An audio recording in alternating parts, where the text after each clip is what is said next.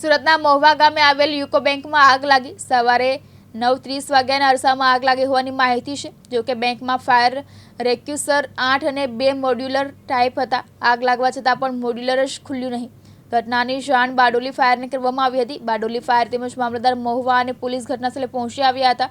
Fire દ્વારા આગ ઓલવવા માટે કામકાજ શરૂ કરવામાં આવ્યું હતું। આગની ઘટનામાં 6 computer, 3 printer, 2 cash cabin, passbook machine બળી ગયું હતું અને આગ લાગવાનું કારણ શોર્ટ સર્કિટ હોવાનું મનાઈ રહ્યું છે। જો કે આગની ઘટનામાં કોઈ જાનહાનિ થઈ ન હતી। આજ રોજ ટીચર્સ કોઓપરેટિવ સોસાયટી મહુવા ખાતે યુકો બેંક મહુવામાં સવારે 8:15 વાગ્યાની આસપાસ આગ જેવી ઘટના બનેલ હતી। આ ઘટનાની અંદર જે મકાન હતું તે ભોંયતળિયાનું મકાન છે, જેની જાણ થતાં તંત્ર દ્વારા ફાયર ડિપાર્ટમેન્ટને જાણ કરી આગ પર કાબૂ મેળવી લેવામાં આવેલ છે। કોઈ જાનનું નુકસાન થયેલું નથી। આ ઉપરાંત પોલીસ સ્ટાફ દ્વારા પણ જે ટ્રાફિકનું મેનેજમેન્ટ કરવાનું હતું તે પણ કરી દેવામાં આવેલ છે અને કોઈ દુર્ઘટનાના લીધે કોઈ પણ વ્યક્તિને કોઈ નુકસાન થયેલ નથી।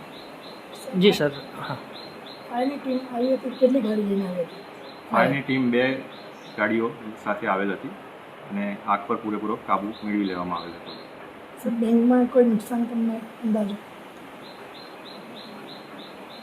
એ તપાસનો વિષય છે। તપાસ કર્યા બાદ બેંક દ્વારા જાણ કરી શકાશે।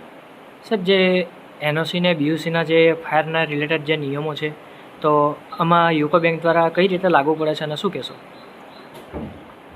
આ મકાન ભોંયતળિયાનું મકાન હતું, એટલે સરકારની જે સૂચના છે એ પ્રમાણે ત્યાં આગળ જે બી ફાયરની સેફટી હોવી જોઈતી હતી એ ત્યાં હતી, પરંતુ કોઈ કારણસર એ એલાર્મ પણ વાગેલ હોવાનું ધ્યાને આવેલ છે, પરંતુ જે સિસ્ટમ ઓટોમેટિક એક્ટિવેટ થવી જોઈતી હતી એ કદાચ નથી થઈ શકેલી અને આગ પર પરંતુ પૂરેપૂરો કાબૂ મેળવી લેવામાં આવેલો। જી સર, કોમર્શિયલ બિલ્ડિંગ છે, તો કોમર્શિયલ બિલ્ડિંગમાં અહીંયા બેંકને પરમિશન કઈ રીતે આપવામાં આવી છે અને એ વિશે શું કહેશો? એ અંગે તપાસ કરી લેવામાં આવશે અને જે બી જો કોઈ ગેરરીતિ થઈ હશે તો એના પર પગલાં લઈ શકે છે। ફાયર ઓફિસર બારડોલી આજ રોજ મહુવા તાલુકાના યુકો બેંકમાં એસટી બસ સ્ટેન્ડની સામે આગ લાગેલી હતી, જેના સંદર્ભે ફર્સ્ટ ટર્નઆઉટ તેમજ સેકન્ડ ટર્નઆઉટ રવાના થયેલ હતો।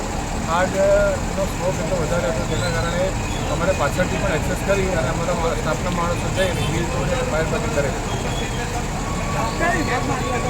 આગ મેનેજરના કહેવા મુજબ આગ ગેસના ડિપાર્ટમેન્ટની પાછળ આગ લાગી હતી।